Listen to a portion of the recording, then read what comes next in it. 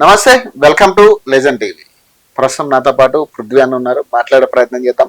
నిన్న తీగల కృష్ణారెడ్డి గారి వ్యాఖ్యల తర్వాత కొంత తెలంగాణ రాష్ట్ర రాజకీయాల్లో చర్చ జరుగుతూ ఉంది. మళ్ళీ టీడీపీ పునర్వైభవం పొందుతుందంటూ కూడా అధ్యక్షులు కూడా మాట్లాడడం జరిగింది. చంద్రబాబు నాయుడు గతంలో కూడా మాట్లాడే ప్రయత్నం చేద్దాం. అన్న చెప్పాలి, తీగల కృష్ణారెడ్డి గారి విషయంలో, నిన్న మల్లారెడ్డి గారు తీగల కృష్ణారెడ్డి గారి విషయంలో మీరు చెప్పండి, మళ్ళీ టీడీపీ పునర్వైభవం వచ్చే ఛాన్స్ ఉందా లేదా? మరి ఇది ఎక్కడి నుంచి జరుగుతుంది అంటే రేవంత్ రెడ్డి స్కెచ్ అని కొంతమంది అంటూ ఉంటారు, మరి ఏం చెప్తారు? మరి వీళ్ళందరి తోకలు కత్తిరించి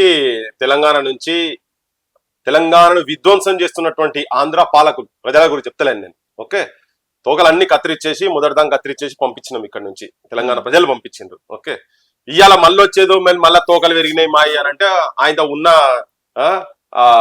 ఉన్న పానం కూడా వీక్తుంది. ఇక్కడ ఉన్నోళ్ళకు పోతుంది. ఆయనతో వాళ్ళు మళ్ళీ ఆంధ్ర పాలకులు ఇక్కడికి మళ్ళీ ఏదో దౌర్జన్యంగా వచ్చి ఇక్కడ కొంతమంది బ్రోకర్ గాలను పట్టుకొని కనుక వస్తామని అనుకుంటే ఇక్కడ ప్రజలు ఇక్కడ నివసిస్తున్న ప్రజలకు వాళ్ళు హాని చేస్తారనే ఉద్దేశమే చెప్తున్నా నేను. ఆ ఫ్రిక్షన్ వీళ్ళకి ఇబ్బంది అవుతుంది ఇక్కడ. ఓకే, రేపు చాలా క్వశ్చన్స్ వస్తాయి ఇక్కడ నుంచి చాలా క్వశ్చన్స్ వస్తాయి. ఇప్పుడు మన పార్లమెంట్ ఎలక్షన్స్ జరిగినప్పుడు ఒక్కొక్క కాన్స్టిట్యున్సీలో, ఇప్పుడు సికింద్రాబాద్ కాన్స్టిట్యున్సీలో more than 6 lakhs, around 8 to 9 lakhs మల్కాజ్గిరిలో, చేవెళ్ళ కాన్స్టిట్యున్సీలో ఆంధ్రాలో ఇక్కడ ఓటర్లుగా నమోదైన వాళ్ళు, సెటిలర్స్ అంటే ఓటర్స్ గురించి చెప్తున్నాను నేను. వీళ్ళకే మళ్ళీ ఆంధ్రాలో కూడా ఓట్లు ఉన్నాయి.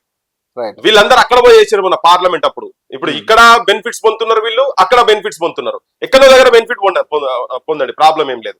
ఇలా మోర్ దెన్ 50% ఒక ఆఫీసర్ చెప్తున్నారు 50% మీకు ఉన్నటువంటి ఇక్కడ డబల్ బెడ్రూమ్ ఇండ్లు మొత్తం వాళ్ళకే పోయినాయి, ఆంధ్రలోకే పోయినాయి. అంటే వాళ్ళు ఇక్కడ తీసుకుంటారు, మళ్ళీ అక్కడ పోయి అక్కడ తీసుకుంటారు. రేపు ఇవన్నీ క్వశ్చన్స్ వీళ్ళు వచ్చినా రాకునేవి తొందరగా బయటకు వస్తాయి. కానీ వీటి వచ్చి కూర్చున్నారు అనుకోండి, ఇంకా ఎక్కువ మాబోటలం ఇంకా దీని మీద ఉధృతంగా జరుగుతూ ఉంటది, పక్కా జరుగుతూ ఉంటది. ఇది ఇక్కడ తెలంగాణలో ఉన్నటువంటి కొంతమంది ప్రజా కంటకులు. అంటే వీళ్ళు తెలంగాణ మూవ్మెంట్ జరిగేటప్పుడు ప్రజలే మళ్ళీ లేరు. వీళ్ళెవరు? చంద్రబాబు దగ్గర కూర్చొని చంద్రబాబు ఏది చెప్తా అది ఇనుకుంటా, చెప్పు చేతులు పట్టుకుంటా, బూట్లు మోసిన వాళ్ళు, చెప్పులు మోసిన వాళ్ళే ఇక్కడ రాజకీయ నాయకులు, వాళ్ళని మోసిన వాళ్ళు. ఇలా మళ్ళీ కొత్త రకం ముఖాలు పెట్టుకుని ఇక్కడికి వచ్చే ప్రయత్నం చేస్తున్నారు. వీళ్ళందరికీ రాజకీయ భూస్థాపితం చేయాలని చెప్పి మా బోటలను చాలా అనుకున్నాం. కానీ ఇక్కడ తెలంగాణ మూవ్మెంట్ ముసుగులో ఉన్నటువంటి కేసీఆర్ ఒక రాజకీయ త్రాసుపాము, ఆంధ్రాలకు అడుగులు మడుగులు ఒత్తుకుంటూ ఇటువంటి వాళ్ళందరినీ, వాళ్ళ బూతులు లేకుండా తిరిగేట వాళ్ళందరినీ, ఇటువంటి వాళ్ళు మల్లారెడ్డి కావచ్చు, లేకపోతే ఖమ్మం ఆయన కావచ్చు, వరంగల్ ఇక్కడ ఈ ప్రాంతం సంబంధించినటువంటి లీడర్లను కూడా వీళ్ళందరినీ ఈయన మళ్ళీ ఆశ్రయం ఇచ్చిండ్రు. వాళ్ళ రాజకీయం క్లోజ్ అయిపోతుండే వాళ్ళు. అప్పటికే ఇక్కడున్న లీడర్షిప్ ను ఎంకరేజ్ చేయకుండా ఇక్కడ మూవ్మెంట్స్ లో తోటి ఐడెంటిఫై ఉన్న వాళ్ళని కాకుండా ఆంధ్ర వాళ్ళ దగ్గర ఉన్న వాళ్ళనే ఈయన ఎంకరేజ్ చేసిన కాబట్టి ఇలా వాళ్ళు మళ్ళీ మాట్లాడుతున్నారు, మా పెరిగినాయి అవి అని చెప్పని మాట్లాడుతున్నారు. కట్ చేసి పడేస్తారు మళ్ళీ ఇక్కడ తెలంగాణ ప్రజలు.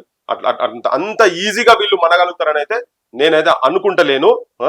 ఇది అంత పెద్ద ఫోర్స్ గా ఉండి ఆంధ్రప్రదేశ్ మొత్తం చేతిలో ఉన్న తర్వాత కూడా పైసల విషయంలో కూడా చాలా ఉండి ఢిల్లీ రాజకీయాలను కూడా శాసించే స్థాయిలో ఉన్నటువంటి వాళ్ళను కూడా, అంత పేరున్నటువంటి వాళ్ళని కూడా ఇక్కడ నుంచి పంపించేసి ప్రజలు ఇక్కడ ప్రజా పోరాటాలకు. అంటే చంద్రబాబు నాయుడు చెప్పే మాటలు ఏంటంటే ఖచ్చితంగా ఇక్కడ పునర్వైభవం తీసుకొస్తాం పార్టీకి, ఖచ్చితంగా మా ఏదైతే క్యాడర్ ఉందో మొత్తం కూడా మళ్ళీ మన పార్టీలోకి రండు అంటూ కూడా మాట్లాడుతూ ఉన్నారు. అంటే ఇది మొత్తం రేవంత్ రెడ్డి స్కెచ్ అనుకోవచ్చా, లేకపోతే లేదా బీజేపీయే ఇదంతా నడిపిస్తుందని అనుకోవచ్చా, లేకపోతే ఏంటి పరిస్థితి? నేను రేవంత్ రెడ్డి స్కెచ్ అని అయితే నేను అనుకుంటలేదు. ఆయన ఆల్రెడీ మంచి పొజిషన్ లో ఉన్నాడు దాంట్లో. అది అందుకని బయటకు వచ్చినప్పుడు ఇంకేమైనా తీసుకుంటే నాకు తెలియదు. కానీ నాకైతే అట్లేం అనిపిస్తలేదు. పునర్వైభవం అంటే ఇక్కడికి అందరినీ ప్యాక్ చేసి పంపించారు కదా జనం ఇక్కడికి. వాళ్ళందరినీ రమ్మంటారు, ఎట్లా వస్తారు? ఈవెన్ వాళ్ళు వచ్చిన ప్రజలు తిరస్కరిస్తారు. ప్రజలు తిరస్కరించిన తర్వాతనే కదా వాళ్ళ గతి లేక కదా వాళ్ళు వేరే పార్టీలకు, కొందరు కాంగ్రెస్ లకు పోయినారు, కొందరు బీజేపీలకు పోయినారు, కొందరు టీఆర్ఎస్ లోకి వచ్చింది కదా.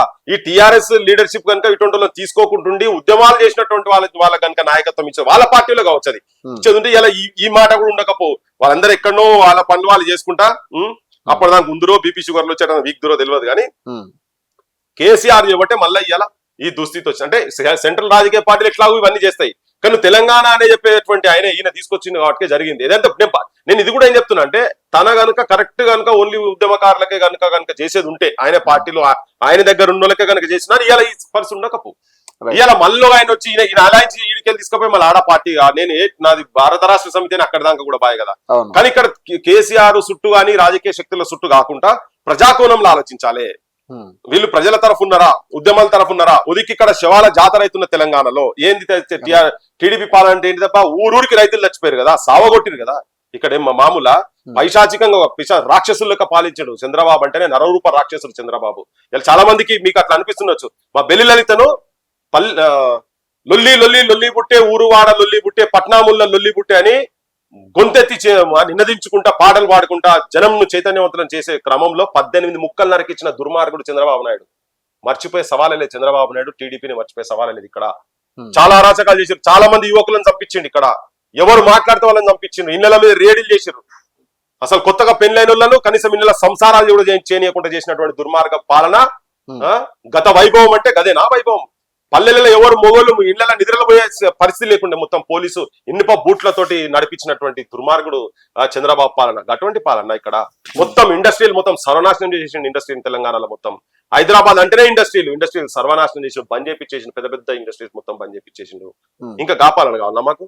మొత్తం ఇక్కడ ఉన్నటువంటి ఇక్కడ రావాల్సిన ఉద్యోగాలు మొత్తం ఆంధ్ర ప్రాంతం నుంచి ఆంధ్ర ప్రాంతం వాళ్ళకే ఇచ్చి వాళ్ళకి డిప్యుటేషన్ లో వేసుకొని ఇక్కడ సెక్రటేరియట్ లో 90% సెక్రటేరియట్ లో ఉన్నటువంటి ఎంప్లాయీస్ వాళ్ళే ఉండే. కాపాలన్న నమ్మకం కావాల్సింది మళ్ళా గత వైభవం అంటే ఇదా వీళ్ళు దుర్మార్గులు చేసేది? ఈ తీగల కృష్ణారెడ్డి కావచ్చు, మల్లారెడ్డి, వీళ్ళు ఉట్టి రియల్ ఎస్టేట్ బ్రోకర్ వీళ్ళు అట్లా వచ్చి రాజకీయాలకు వచ్చి కూర్చొని పైసలు పెట్టి ఓట్లు వేయించుకొని జనాలతో ఓట్లు వేయించుకొని ఆ పదవులకు వచ్చి కూర్చొని మళ్ళా చంద్రబాబు పట్టుకొస్తారట. ఎన్టీ రామారావు ఆలోచనట. ఏంటిది ఎన్టీ రామారావు ఆలోచన ఇక్కడ చేసింది? నక్సలైట్లే దేశభక్తులు అన్నావు, గద్దెకెక్కిన మరుసటి రోజు రాడికల్లు స్వర్ణమ్మని చంపి నేను రాడికల్లకు సపోర్ట్ ఇప్పుడు అంటే, కానీ ఇక్కడ నువ్వు ముక్కు పచ్చల ఆడనటువంటి వాళ్ళని చంపించేసినావు కదా. ఎస్ బరాబర్ నక్సలైట్ల నువ్వే అన్నావు. నక్సలైట్లకు ఇడ జనాల సపోర్ట్ కూడా ఉండే ఆ టైంలో. ప్రజలు అనుకున్నారు, పోలీసులు అనుకుని వీళ్ళు ఉండాలి ఇయ్యాలి అనుకుంటారు, జనం అనుకుంటారు. దామగుండలో నిన్న ఆయన పోతే ఊరని అంటున్నారు, వాళ్ళు ఉంటే మంచిగుంటుండే ఇవాళ వీళ్ళు రాకపోతురు అనే లెక్కలు. అంటే ప్రజలకు వ్యతిరేకమైనటువంటి ఆలోచన పాలన చేసింది కాబట్టినే వాళ్ళు ఇక్కడ మనగలిగినారు. ముఖ్యమంత్రి స్థాయి ఆయన అన్నాడు కదా, వచ్చినాక మరి నువ్వే కదా ఎన్కౌంటర్ చేసినావు. నక్సలైట్ల ఎజెండానే మా ఎజెండా అన్నోళ్ళు వాళ్ళని రాగానే పల్లెలలో ఊచకోత వచ్చిరబ్బా వీళ్ళు. విద్యార్థులు ఆత్మహత్య చేసుకున్నారు, రైతులు ఆత్మహత్యలు చేసుకో, పురుగుల మందే పెరుగన్నం అయ్యిందా అనే సాహిత్యాలు ఎందుకు వచ్చినాయి? ఈ చంద్రబాబు ఇటువంటి దుర్మార్గులు టీడీపీలో ఉన్నప్పుడే వచ్చినాయి. వాళ్ళ పాలనలో ఇవన్నీ వచ్చినాయి. కాంగ్రెస్ లో ఏం తక్కువని కాదు, రాజశేఖర రెడ్డి ఏం తక్కువ తిన్నోడేం కాదు, కానీ ఎక్కువ అరాచకం చేసింది మాత్రం టీడీపీ. అంటే ఏ పాలన కావాలని అని చెప్తున్నావు ఇక్కడ? అంటే బిఆర్ఎస్ కి వ్యతిరేకంగా, అంటే బిఆర్ఎస్ ని ప్రత్యామ్నాయంగా దీన్ని తయారు చేయాలి, కాంగ్రెస్ కి నెక్స్ట్ పోటీ అయితే టీడీపీ ఉండాలన్నట్టుగా ఒక చర్చ నడుస్తుంది. దీనికి ఏం చెప్తారు మరి? అది అసంభవం. అది అట్లా వస్తే ఒక ప్రత్యామ్నాయ రాజకీయ వేదిక పుడుతుంది ఇక్కడ. లేదు ఉన్న దాంట్లో ఇంకేదైనా అడ్జస్ట్మెంట్స్ జరిగితే కావచ్చు రాజకీయంగా, కానీ నేనైతే టీడీపీ ఇక్కడికి వచ్చి మనగలుగుతానైతే నేను అసంభవం అని క్లియర్ కట్ చెప్తున్నా. నేను షర్మిల వచ్చేటప్పుడు తర్వాత జగన్ వచ్చేటప్పుడు కొంతమంది విశ్లేషకులు మాట్లాడారు నాతో ఇంటర్నల్ గా. షర్మిల వచ్చి చాలా పైసలు ఖర్చు పెట్టింది తెలంగాణలో, జీతాలు ఇచ్చుకుంటా కూర్చున్నది. మీటింగ్లకు ఆమె పాదయాత్రకు రోజుకి ఆమె ఖర్చు దాదాపు 30 లక్షల ఖర్చు అట ఆమెది. అంత నా దగ్గర ముచ్చడు పైసలు ఉన్నాయి, నేను తెలంగాణ వచ్చి ఆక్యుపై చేసా, మా అన్నక్కడ నేను ఇక్కడ చూసుకుంటా అని బాగా ఊరేగింది కదా. ఏమైంది ఏమైంది షర్మిల? అన్ని మలుచుకున్నది, మొత్తం తోక మలుచుకుని అన్నిటి పడేసి పోయి ఆంధ్రలో పడ్డది కదా.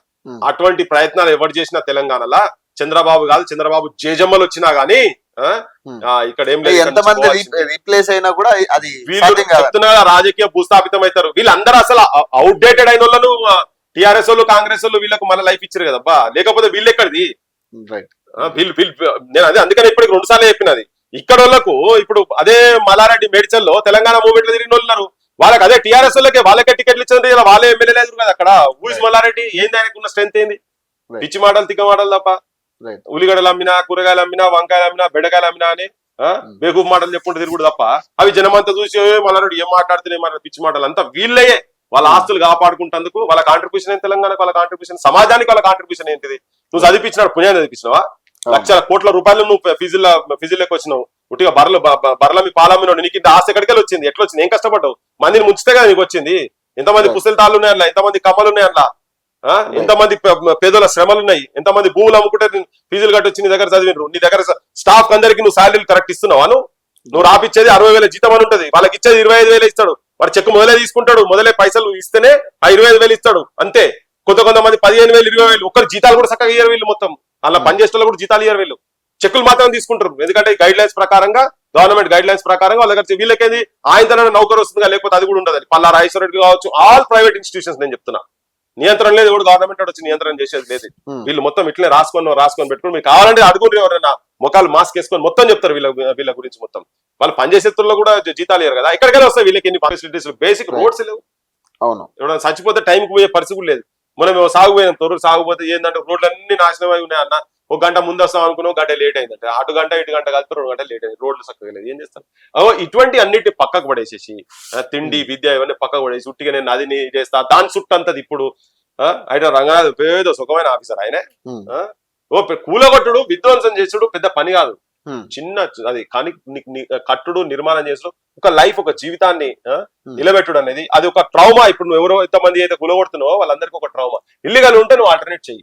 ఎందుకు గతంలో ఏం జరిగింది, ఎందుకు ఒక ఆఫీసర్ నువ్వు ఇప్పటి వరకు నువ్వు కేసులు పెట్టి లోపడేలే, మరి చాలా పర్మిషన్ వాళ్ళే కదా ఇచ్చింది, మరి అవన్నీ చేయాలి కదా. సో ఇదంతా ఏంటంటే నువ్వు చాలా సూక్ష్మంగా ఉండి ఒక దీర్ఘకాలిక ప్రణాళిక వేసుకొని దానికి ఒక నిబద్ధత కూర్చొని నిజాయితీ పరుల ఆఫీసర్లు కనుక పెట్టి వాటిని అన్నింటిని ఎవరికి ఇబ్బంది కలగకుండా ఎవరికి నష్టం జరగకుండా ఈగోలో పోకుండా హరీష్ ఏమో మాట్లాడిండు, కేటీఆర్ ఏమో మాట్లాడిండు, వాటి తొల కొడితే నేను మీసాలు తిప్తా, ఇవన్నీ ఇట్లా కాదు.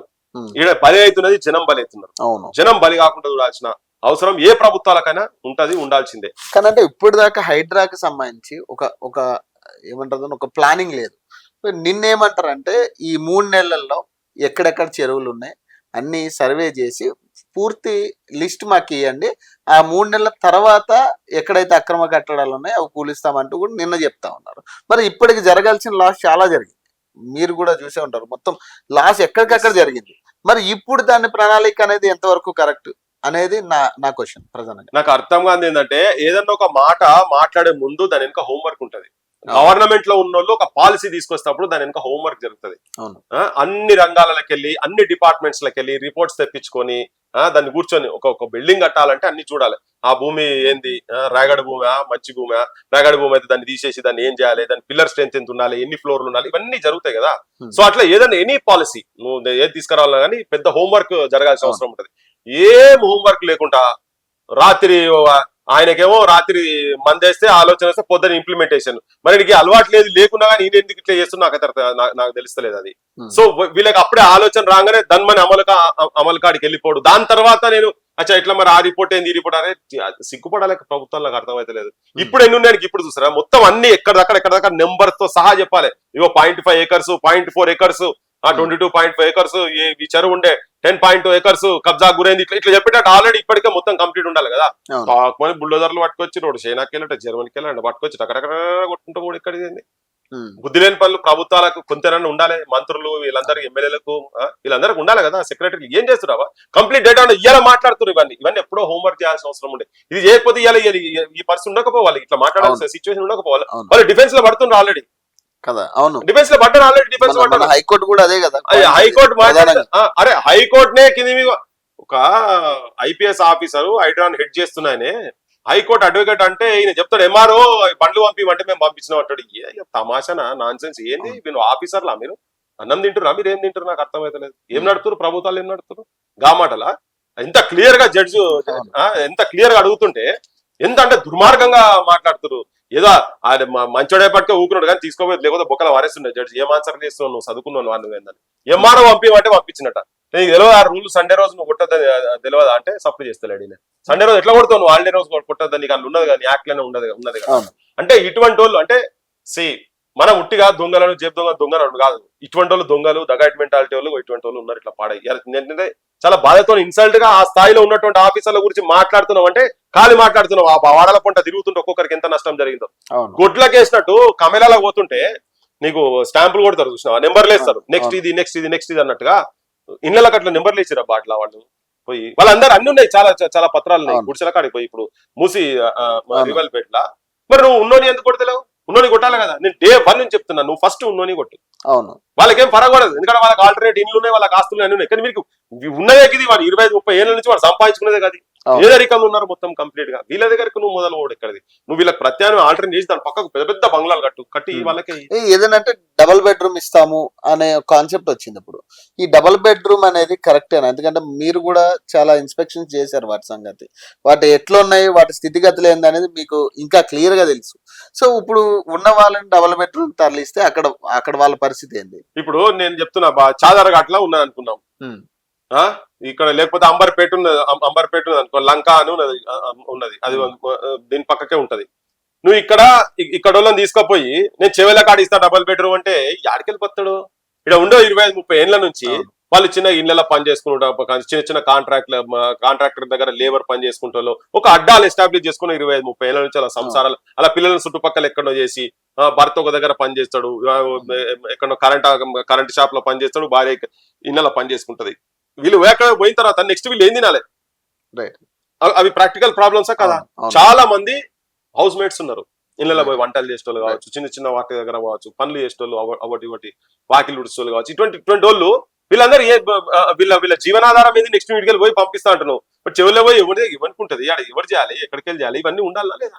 ఏళ్ళ నుంచి స్థిరపడి ఉన్నారు కదా ఇక్కడ, వాళ్ళకి ఆల్టర్నేట్ చూపించకుండా నువ్వు టక్మన చేయాలి నడు, నీ ఇల్లీగల్ కొట్టి పడేసేస్తా, అరే అమ్మ అన్ని ఉన్నాయి కదా నా దగ్గర, మొత్తం ఉన్నాయి అన్ని, నీకు నీ గవర్నమెంట్ ఇచ్చారు కదా, నువ్వు ఉన్నావు కదా, నువ్వు చేసినావు కదా, అంతకుముందు నువ్వు ఉన్నావు కదా, నువ్వెందుకు మాట్లాడలేదు అని ఇప్పుడు అందరూ అదే మాట్లాడుతున్నారు. ఇదే ముఖ్యమంత్రి గతంలో కూడా మాట్లాడింది కదా, ఇసుక ధర కాదా, ఇది వేస్ట్ కాదా, సిమెంట్ ధర కాదా, నువ్వు రెగ్యులరైజ్ చేయవా అని చాలా మంది ఇంతకుముందు మాట్లాడింది కదా.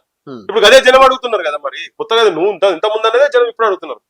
ఏది చేసినా ఒక సైంటిఫిక్ అప్రోచ్ లేకుండా, ఒక అన్నాడిగాన్లు చేసినట్టుగా, బాధ్యత లేని వాళ్ళ లెక్క మాట్లాడుకుంటా, బాధ్యత లేని వ్యవహారము లేకుండా, జవాబుదారితనం లేదు, నన్ను ఎవడు అడిగటోడు లేడు అనుకొని ఇష్టం వచ్చినట్టు ఎవరు చేసినా గానీ జనం నష్టపోతారు. అది వాళ్ళకు కూడా రాజకీయంగా దెబ్బ డెఫినెట్ గా పడుతుంది. అటువంటి పనులు చేసిన రాజకీయంగా మాట్లాడేటోళ్ళందరూ కూడా ఇప్పుడు చర్చకి రండి, మాట్లాడడం, మాకు సలహాలు ఇవ్వండి అంటున్నాయి. ఆయన సలహాలు తీసుకోవడానికి ప్రభుత్వం సిద్ధంగా ఉంది, మీరు రండి చర్చిద్దాం అంటారు. మరి ఏం చెప్తారు దీనికి? మరి చర్చ పిలిస్తే వెళ్తారా? మరి ఇట్లా సలహాలు ఇస్తారా? అరే ఇప్పుడు బరాబర్ మాట్లాడతాం అబ్బా, మేము ఓపెన్ గా మాట్లాడుతున్నాం కదా, ఓపెన్ గా చెప్తా ఉన్నాం కదా, రా ఆయన కూడా తీసుకుపోతాం, రమ్మని. ముఖ్యమంత్రి వస్తాడా, ఉప ముఖ్యమంత్రి వస్తాడా, ఇంకెవరైనా వస్తారా, వాళ్ళకు కూడా తెలుసు కదా, పోయి చూసినా కాదు కదా. అక్కడనే ఉండే మా బటిక్రమార్క గారు కూడా మన కోటి దగ్గరనే, ఇసమ్య బజార్ దగ్గరనే తన ఉండేది, వాళ్ళకి అవన్నీ లైఫ్ తెలుసు. ముఖ్యమంత్రికి తెలియదా? నారాయణగూడలో ఉండేది, నారాయణగూడ చౌరస్తాల మీద తనది కూడా కిరాయి ఇంట్లోనే ఉండే, తన తెలియదా లైఫ్స్ అని? అక్కడంతా చిక్కడపల్లి వాళ్ళు, కరెంట్ వేసేటోడు, వీళ్ళు సీరియల్, వినాయక చవితి అప్పుడు వేసేటోళ్ళు, ఇవన్నీ తెలియదా? అవన్నీ లైఫ్ లన్నీ తెలుసు. తన ప్రింటింగ్ ప్రెస్ కూడా అక్కడ పక్కకు నాలా పక్కకే ఉండేది, అవన్నీ లైఫ్ తెలుసు కదా. తెలిసినా కూడా ఎందుకు వీళ్ళు తప్పులు చేస్తారు నాకు అర్థమైతలేదు అసలు. ఇంత అనాలోచితంగా ఎట్లా చేస్తారు నాకు అర్థం కాదు. కాలువల పక్కకున్న బతుకులు ఎట్లుంటాయి, వాళ్ళందరికీ మంచి బతుకులు ఇవ్వాలనే ఆలోచన మంచిదే, కానీ నువ్వు ఎట్లా ఇస్తావు అనేదంటే నువ్వు ఇంప్లిమెంటేషన్ ప్రాసెస్ లో మిస్టేక్ చేయొద్దు కదా. ముందు హోంవర్క్ చేయాలి కదా. హోంవర్క్ చేయకుండా ఎట్లా కొట్టి పడేస్తా అంటే ఇదేంది రౌడీజమా? గవర్నమెంట్ రౌడీజం చేస్తున్నట్టు ఎంత కథ? ఎట్లా నిర్వాసితులు చేస్తావు? చదువుకుంటూ లేరు అక్కడ, ఎట్లా అయితే ఆడకెళ్ళి నువ్వు తీసేస్తావు. ఆ పక్కకు మేతరోళ్ళు మొత్తం పూలు అమ్ముకొని మన ఇది అల్లుతారు, గంపలు అల్లుటోళ్ళు ఉంటారు ఇక్కడ అంతా మొత్తం. ఆ మేతరోళ్ళు తర్వాత మిగతా వాళ్ళందరూ ఆ ప్రాంతాలు ఎడుపోతారు. నువ్వు తీసేస్తే నెక్స్ట్ మన జీవనం అవన్నీ దుకాణమో ఇక్కడ ఏదో ఆ చిన్నగా ఆ ఉన్న దాంట్లో వాడు రోడ్ల మీద పెట్టుకొని ఉంటారు కదా నారాయణగూడలా. మరి ఎడుకోవాలి నువ్వు అవన్నీ చూపించకుండా ఉంటే వాళ్ళు మార్కెట్ అక్కడ, మరి ఈ రోజు మార్కెట్ అక్కడ కదా, మరి ఎక్కడ చేస్తారు ఇలా? మరి ఈ రోజు కేటీఆర్ హరీష్ రావు వచ్చి మరి మేము బుల్డోజర్లకు అడ్డంగా పట్టుకుంటా అంటారు. మరి మల్లన్న సాగర్ బాధితుల పరిస్థితి ఏంది మరి? అయ్యో చూడబ్బా, కేసీఆర్ ఫ్యామిలీ వాళ్ళు తెలంగాణకు చేసినటువంటి విధ్వంసం, వాళ్ళ తరాలు ఎన్ని రోజులు బతికున్నా గానీ వాళ్ళను మాఫ్ చేయనని తప్పులు చేసారు వాళ్ళు. వాళ్ళు చక్కగా ఉంటే ఈ కథ ఉండనే ఉండవు. ప్రజలు వాళ్ళకి మంచి పట్టం కట్టి వాళ్ళకి అధికారం ఇస్తే వాళ్ళు మామూలు దుర్మార్గాలు చేయలే. వాళ్ళు తెలంగాణను దోపిడీ చేసి దోసుకొని వదిలిపెట్టినారు మొత్తం. ఏం వాళ్ళ ఇళ్లలో సామాన్ కూడా చక్కగా ఉన్నటువంటి పరిస్థితుల్లో ఇలా తెలంగాణ మొత్తం అన్నం పెట్టే కాడికి వచ్చారు. అంత అన్ని ఆస్తులు సంపాదించారు అని చెప్పి అంత దోపిడీ జరిగింది తెలంగాణలో. ప్రాజెక్టులకు కింది పోతాయా? ఎన్ని వేల కోట్లు వీళ్ళు సంపాదించినాయి. సో ఇయ్యాల వచ్చి పెద్ద సంసారం ముచ్చట్లు మాట్లాడతాం, వాటికి అడ్డంగా మేము నిలబడతాం, ఈ డైలాగులు వద్దునాయన. మీరు చేసిన కాడికి చాలు, ప్రజలు కొట్లాడుకుంటారు, ప్రజల లోపల శక్తి ఉన్నది, ప్రజలు కొట్లాడుకుంటారు. కనీసం మీ దాంట్లో మాట్లాడే ఛాన్స్ కూడా ఇవ్వలేదు కదా మీ ప్రభుత్వాలల్లా. అయినా మా బొడ్డలో మాట్లాడినాం, చాలు సచ్చినా మంచిది అనుకున్నాం. చాలా మంది అడిగిరు కూడా, ఎందుకయ్యా మీకు టార్గెట్ చేస్తారు కదా, టార్గెట్ ఏం చేస్తారు? ఏమన్నా గింత పీక్తే పాలన ఏముంటది? ఏది అంతకన్నా ఎక్కువ వీళ్ళు చేసేది, కానీ మాట మాత్రం నిలిచిపోతుంది కదా, వాస్తవంగా నిలిచిపోతుంది కదా. ఇలా వీళ్ళకైనా వాళ్ళకైనా చెప్పేది గదే చెప్తున్నాం. ముఖ్యమంత్రి గారికైనా ఉప ముఖ్యమంత్రి గారికైనా వాళ్ళ క్యాబినెట్ ఉన్న మిగతాలందరికీ ఏమో నాకు తెలియదు, కానీ వీళ్ళిద్దరిని అయితే నేను చూసిన. బడిచౌడిలో ఉప ముఖ్యమంత్రి ఉండేది, నారాయణగూడలో ముఖ్యమంత్రి ఉండేది. వీళ్ళిద్దరు చిన్నప్పటి అన్ని చూసినాం కదా, వాళ్ళకైనా తెలిసి ఉండాలి. బడిచౌడి పక్కకే నువ్వు కిలోమీటర్ లోపట్నే నీకు మొత్తం మూసి పస్తు అప్పటి నుంచి ఇప్పటి దాకా ఉన్నాయి కదా. వాళ్ళను చేసే క్రమంలో మీరు పొరపాటు చేసి మీరు తొందరపడతారు. వీళ్ళు బాగా అంటే బాగా తొందరపడతారు. కొట్టేది అక్కడ, అసలు అక్కడ ఉన్నారు, వాళ్ళ ఫామ్ హౌస్లు కొట్టుర్రి. ఉట్టి డైలాగులు కాదు, పని చేయండి. అక్కడ చేసిన తర్వాత ఒడర్ బస్ అని ఉన్నది ఒకటి దగ్గర, ఏళ్ళ నుంచి గుడగొట్టుకుంటూ కూర్చున్నారు వాళ్ళు. అక్కడ వాళ్ళు తిప్పి కొడితే 1 ఎకరమో 2 ఎకరాల భూమిలో అయితే 26 ఎకరాలు అట్లా ఏదో 2 ఎకరాలు 3 ఎకరాలు ఇల్లు కట్టుకుని ఉండని వాళ్ళని అట్లే వాళ్ళని కూడా నిర్వాసన చేస్తావు. నాకు అర్థం కాదు, గవర్నమెంట్ భూమి అని చెయ్యి, మిగతాది ఉంటే మిగతాది చేసుకో. సో ఇవి ప్రతి real estate mafia, education mafia, వీళ్ళంతా ఈ మాఫియా గాళ్ళు. మీరు ఏం చేసుకున్నారని కాదురా భయ్, రారు మీ అసొంటోళ్ళతోని కాదు. చంద్రబాబు అనేటోడు రివైవ్ అవుడు అనేది అసంభవం, నా దృష్టిలో అసంభవం. కార్పొరేట్ సంస్థల విషయానికి వచ్చాం కాబట్టి, నేరేళ్ల శారద ఈ మధ్య కాలంలో శ్రీ చైతన్య నారాయణ రైడ్స్ జరుగుతూనే ఉన్నాయి, మీరు చూసే ఉంటారు. నేనేమంటున్నానంటే, మరి ఎందుకు అదే ధోరణిలో ఉన్న గవర్నమెంట్ హాస్టల్స్ కావచ్చు చాలా ఉన్నాయి, మీలాంటి వాళ్ళు కూడా చాలా రోజుల నుంచి చాలా సంవత్సరాల నుంచి మాట్లాడుతూ ఉన్నారు. మరి ప్రైవేట్ ఇన్స్టిట్యూట్స్ నే టార్గెట్ చేయడం అంటే ఇప్పుడు ఎట్లా చూడాలి? ఇప్పుడు నేను ఒకటే ఇందా సరే, ఒక సంఘటన జరిగింది, దానికి స్పందించిపోయినామని అంటున్నారు కదా. పొద్దున్నేసే ఏళ్ల నుంచి చాలా సంఘటనలు జరుగుతున్నాయి గవర్నమెంట్ స్కూళ్లలో, గవర్నమెంట్ కాలేజీలలో, ఈవెన్ యూనివర్సిటీస్లలో కూడా. రైట్, ఈ ఉస్మానియాస్ లో వచ్చి నువ్వు ఉస్మానియాస్ లో తిరుగు, టాయిలెట్స్ లో పరిస్థితి ఎట్లా ఉంటది ఏంటనేది తెలిసిపోతుంది. ఇంకా పదాట్లు నిలబడి స్నానాలు చేసే situations heart of the city కదా. అంటే ఉస్మానియా అంటేనే తెలంగాణ ఏంది, the intelligency of Telangana, intellectuals of Telangana అంతా తయారైంటుంది అక్కడ కదా. అక్కడ కాకతీయ యూనివర్సిటీలో మొత్తం ఏంది డ్రైనేజ్ నీళ్ళల్లో హాస్టల్ ఉండే, పోతన హాస్టల్ మేము పోయి మొత్తుకుంటే లాస్ట్ కు పైనకెళ్ళి ఫ్యాన్లు కూలి మీద పడితే, రెండోసారి ఫస్ట్ టైం పోయినప్పుడు వినలేదు, రెండోసారి మళ్ళా ఇంత పెచ్చలకి కూలి కింద పడితే అప్పుడు హాస్టల్ షిఫ్ట్ చేసారు. యూనివర్సిటీలలో ఉన్నాయి, రోడ్ల మీద నీకు ఆడపిల్లలు కాలేజ్ చదువుతున్న వాళ్ళు, స్కూల్స్ వాళ్ళు రోడ్ల మీద పక్కకుండి వాళ్ళే గొడవ లెక్క నిలబడి టాయిలెట్ చేసే సిచ్యువేషన్స్ తెలంగాణలో బొచ్చడు కోకలు ఉన్నాయి. మేము మొన్న నేను చెప్తున్నా హండ్రెడ్స్ ఆఫ్ స్కూల్స్ చూపిస్తాం. వీళ్ళు అక్కడనే పోయి కూర్చుంటారు, వీళ్ళ ఫోకస్ అంతా చైతన్య నారాయణ ఉన్నది. నువ్వు ఇవన్నీ మరి మేము కూడా తిరుగుతున్నాం, బొచ్చడు వస్తూనే ఉన్నాయి, మీలాంటి వాళ్ళు ఛానల్ అందరూ చూపిస్తూనే ఉన్నారు కదా. మరి ఎందుకు వాడికి ఆడ కూడా చూడాలి కదా. ఆడ కూడా మహిళల హక్కులకు సంబంధించినట్టు భంగం జరుగుతున్నది కదా, వాళ్ళ సెల్ఫ్ రెస్పెక్ట్ భంగం జరుగుతున్నది కదా. ల్యాబ్లు ఉండయి, లైబ్రరీలు ఉండయి, స్పోర్ట్స్ ఉండయి, బేసిక్స్ ఇవన్నీ పక్కకు పడేసి కనీసం టాయిలెట్ ఉండాలి. 100 మంది ఆడపిల్లలు ఉన్నటువంటి స్కూళ్లలో ఒక టాయిలెట్ కూడా లేదు. మొన్న పోయి వచ్చిన గట్టు మండల్ హెడ్ క్వార్టర్ గురించి చెప్తున్నాను నేను. టీచర్స్ 2 మంది టీచర్లు ఉన్నారు, 3 క్లాసులు ఉన్నాయి, 1st to 5th. ఎడ కూసాలి వీళ్ళు అందరు కలిపి ఒకటే దగ్గర కూసబెట్టి చేస్తున్నారు. 2 క్లాసులలో షిఫ్ట్లు చేసి 1st to 3rd ఒకటి, 4th and 5th ఒక క్లాస్ రూమ్ లో. అసలు అట్లా చెప్పొచ్చునా? అట్లా ఎక్కుతుందా తలకాయల కొరకనా? మంచినీళ్ళు కూడా దొరుకుతాయి కదా. మంచినీళ్ళు తాగుతుంటే వాళ్ళు తాగుతుంటే నేను కూడా తాగుతాను పడితే చిలుము వచ్చింది అలా. ట్యాంక్ ఓపెన్ చేసి చూస్తే మొత్తం పాకురు ఉన్నది, బల్లులు తిరుగుతున్నాయి అలా. ఇది తెలంగాణలో ఉన్నటువంటి విద్యా వ్యవస్థ. నేను ఒక్క దగ్గర చెప్తలేను, లేని దగ్గర అసలే ఉన్న దగ్గర ఇంత ఘోరంగా ఉన్నది. ఇవి మేము వీళ్ళు వచ్చినాక కూడా మొత్తుకుంటున్నాం, గత ప్రభుత్వంలో మొత్తుకున్నాం, ఇప్పుడు మొత్తుకుంటాం. అందుకే ఇప్పుడు కమిషన్ కూడా ఏంటంటే, నువ్వు మొత్తం తిరిగి మాట్లాడు, మొత్తం తిరిగి చెప్పు. ఒక నారాయణ శ్రీచైతన్య కాదు, ఇప్పుడు బంద్ కావాలి. ఇంకోటి ఏంటంటే, ఆమె మొన్న విజిట్ చేసిన మాదాపూర్ సంబంధించిన పర్మిషన్ లేనటువంటి కాలేజ్ యాక్సెప్టెడా? అంతే కదా, పర్మిషన్ లేదు కదా దానికి. అంటే ఏం చేయాలి, పర్మిషన్ లేకుండా ఎట్లా నడుపుతావు? ఎవరెవరైతే నడుపుతుందో దాని కారకులు ఎవరున్నో వాడి మీద కేసులు పెట్టి బొక్కల వారేయాలా లేదా? ఇల్లీగల్ జైలు వేయాలి వాళ్ళు. మరి కమిషన్ ఏం చేస్తుంది? చేయాలి. మరి వీళ్ళు మీ కెపాసిటీ, మీకు అథారిటీస్ ఉన్నాయో లేవో మాకు తెలియదు, కనుక్కుందాం, ప్రజలకు తెలియదు. నువ్వు రాయి గవర్నమెంట్ నువ్వు చేస్తావా లేదా అని, అది అయ్యేదాకా నీటికెళ్ళి గదిలా అని చెప్పు. మరి ఫెసిలిటీస్ ఏం లేవని చెప్పి నువ్వు చూస్తున్నావు కదా, ఆ బడి బంద్ కావాలి, ఆ కాలేజ్ బంద్ కావాలి. లేదు గవర్నమెంట్ టేక్ ఓవర్ చేసే స్పెషల్ ఆఫీసర్ పెట్టు. వాళ్ళు 20-25 కాలేజీలో పర్మిషన్ తీసుకొని 150-200 కాలేజీలు నడుపుతారట. ఎట్లా నడుపుతారండి? ఇల్లీగల్ కదా అవన్నీ. మరి ఎట్లా నడుస్తాయి ఇవన్నీ? అన్ని కాన్స్టిట్యూన్సీలు ఉన్నాయి కదా. అంటే వీళ్ళందరికీ రాజకీయ నాయకులకు వీళ్ళు ఈ కాలేజీలో పైసలు ఇస్తారు కాబట్టినే నడుస్తాయి అవి, లేకపోతే ఎట్లా నడుస్తాయి? ఆఫీసర్లకు పైసలు ఇస్తారు కావచ్చు, అందుకే నడుస్తాయి. ఇప్పుడు ఈ కమిటీ కూడా ఒకవేళ ఆ కాలేజీలని సీజ్ కాకుంటే, ప్రైవేట్ కాలేజీలో పోయి వాళ్ళని బెదిరించి ఇన్ని పైసలు తీసుకున్నారు, గవర్నమెంట్ పైసలు తీసుకొని కమిషన్ సైలెంట్ చేసిన మెసేజ్ పోతుంది. నేను కమిషన్ కు చాలా క్లియర్ గా చెప్పదలుచుకున్నా, నేను బాధతో చెప్తున్నాము, క్లియర్ గా చెప్పదలుచుకున్నా ఏంటంటే, మీ మీద అదే మెసేజ్ పోతుంది. మీరు మంచి ఉద్దేశంతో చేస్తున్నారు అనేది అనిపిస్తున్నా అనుకుంటాం. మా బోటోళ్ళకైతే ఆ డౌట్స్ ఉన్నాయి. మీరు బంద్ చేసినాడే నమ్ముతాం మేము. ఆ స్కోప్ ఉందా బంద్ చేసే? ఎందుకు పర్మిషన్ లేకుండా ఎట్లా నడుపుతాడు? వీళ్ళకి స్కోప్ అప్పుడు అట్లా కాదు. పర్మిషన్లు ఉన్నటువంటి ఇళ్లను కూలగొడుతున్నావు కదా నువ్వు. అవును, నీ గవర్నమెంట్ ఇచ్చిన పర్మిషన్లే కూలగొడుతున్నావు. నీళ్ళోడు ఇచ్చిండు, నిప్పోడు ఇచ్చిండు, కరెంట్ ఓడి ఇచ్చిండు, అందరు పర్మిషన్లు ఇచ్చిండు, బ్యాంక్ ఓడు క్లియర్ చేస్తాడు, అన్ని లోన్లు ఇస్తారు, తీసుకొచ్చుకుంటావు. కట్టిన వారం రోజులకు మన రిబ్బన్ కటింగ్ చేసి లోపల పోయిన వారం రోజులకు, గృహప్రవేశం చేసిన వారం రోజులకు నువ్వు ఇల్లు కూడా కొడతావు. అది ఏంగా లేని నువ్వు పర్మిషనే లేకుండా నువ్వు ఎట్లా చదివిస్తావు? నువ్వు ఏం నామ్స్ ప్రకారంగా నువ్వు చదివిస్తున్నావు? ఎందుకు పని చేయరు? రైట్ ఎందుకు లేదు? సరే తన కెపాసిటీ లేదు, తీసుకుపోయి గవర్నమెంట్ దగ్గర పోయి కూర్చోవాలి కదా. మరి దేనికి కమిషన్? దేనికి కమిషన్? దేనికి ఉన్నది? మహిళల బేసిక్ హక్కులు అయితే కాపాడాలి, వాళ్ళు సెల్ఫ్ రెస్పెక్ట్ కాపాడగలగాలి కదా. 2,50,000 3,00,000 రూపాయలు నువ్వు బిల్లు కట్టిన తర్వాత బేసిక్ ఫెసిలిటీస్ అక్కడ లేవు అన్నప్పుడు, వాళ్ళ మనుషులుగానే ట్రీట్ చేస్తలేనప్పుడు అది భంగం జరుగుతున్నట్టే కదా. మరి ఉమెన్స్ కమిషన్ ఉండేదే దానికి కదా. నువ్వే బంద్ చేయి ఈ బడులన్నీ. ఎన్ని బంద్ చేస్తారో ఇప్పుడు చూస్తాం. నేను కూడా అదే చూడదలుచుకున్నా, ఎన్ని కాలేజెస్ బంద్ చేస్తారు, వీళ్ళ లోపల ఎంత నిజాయితీ ఉన్నదని చూడదలుచుకున్నాం మేము. అందుకే ఇప్పుడు బాహాటంగా నేను క్రిటిసైజ్ చేస్తలేను, నువ్వు చేసి చూపి అని చెప్తున్నాం. నువ్వు చేసి చూపించినానే నేను మీ కమిషన్ నమ్ముతాము, మీ గవర్నమెంట్ కూడా నమ్ముతాం. లేకపోతే ఇప్పుడు ఏమైతే నారాయణ శ్రీ చైతన్య ఉన్నాడు, ఎక్కడికెళ్ళి టెలిఫోన్లు వస్తాయి, అరేగా అమ్మాయి బంద్ చేయి అంటారు, 50 కోట్లు 100 కోట్లు 200 కోట్లు ఏదైనా ఫండ్ తీసుకున్నారు అనుకోండి, సైలెంట్ అయిపోతారని మాకు డౌట్స్ ఉన్నాయి.